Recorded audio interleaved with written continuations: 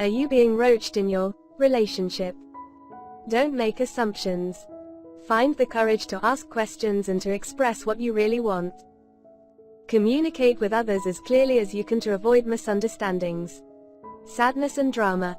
With just this one agreement, you can completely transform your life, by Don Miguel Ruiz. Online dating and dating apps have revolutionized the experience of dating in recent years. And those changes continue to accelerate at a dizzying pace. These new technologies have given rise to a brand new culture that singles never had to navigate in years past.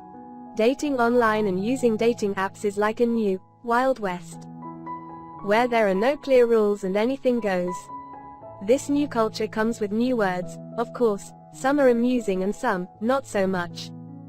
Roaching is a new name for a practice that's been around for many years. Essentially, it's a failure to define a relationship as monogamous or otherwise, and the hurt feelings that often result. One person believes that the relationship is progressing toward a meaningful one-on-one partnership, and is blindsided when they find out that their partner has been seeing other people. The offending party claims to be surprised that monogamy was assumed or expected because it was never openly discussed. This can seem heartless to some, myself included. But viewed objectively, it's a valid point. Mismatched expectations in relationships are nothing new. But regardless of the details or what new dating terms are used, the root cause is the same: the lack of open communication. When I was searching for a partner, I often struggled to articulate what I truly wanted. I had trouble admitting, even to myself at times, that I was truly seeking marriage to someone with whom I hoped to share my life. I found it nearly impossible to believe that there could be a man out there who would want that with me.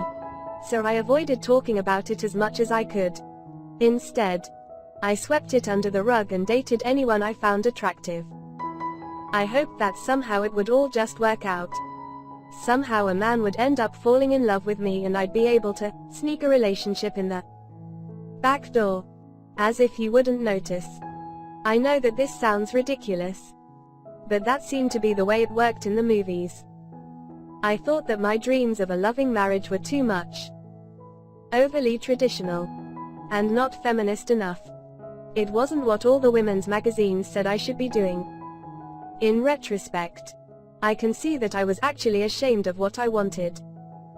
I tried to deny my dream of finding true love, even to myself, but my heart would not be silenced. Meanwhile, I dated prolifically and never told any of the men what I was looking for. I simply hoped that they would like me enough to somehow know what I wanted and offer it to me. Needless to say, this did not happen and many misunderstandings ensued. There wasn't really a term for it then, but I was roached, among quite a few other things. At the time, I thought those men were heartless and cruel. But now I see how I put myself in those situations by not being honest and forthright about what I was looking for. I spent years getting my heart broken repeatedly and it took a huge toll on me. I finally decided that it was time to own up to what I really wanted because what I was doing was obviously not working. I sat down and decided exactly what I wanted. I journaled about the life I wanted, the relationship I wanted, how I wanted to feel when I was with this person and the kind of person I wanted to be. Then I promised myself that I would always have my own back and do everything I could to live the life I dreamed of no matter what anyone thought. I started telling the truth about what I wanted, even though it was difficult and scary and sometimes not eloquent at all. I made myself ask the questions I wanted the answers to, even when my voice shook and I wished that the floor would swallow me up so that I could hide. Sure, it scared some men away, but it also inspired a few of them, including the man I married. If you're wondering whether or not you're being roached, ask yourself if you've truly been honest with the person you're dating about what you're looking for. Have you had an actual conversation or have you just hinted? Do you know what your partner is seeking in a relationship? Have you asked? If you haven't talked about this yet, do it as soon as possible.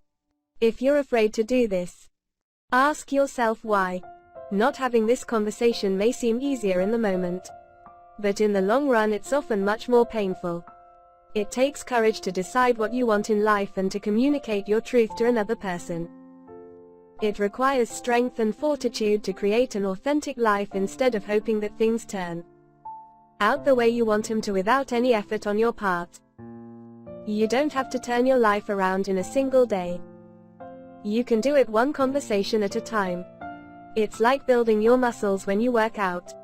Over time, you'll get stronger. Your communication skills will improve when you do this, and so will your confidence. Your relationships will improve as well. You'll never have to worry about being roached again, because you'll know where you stand with the people you date. Before you know it, you will have transformed your life and your relationships forever.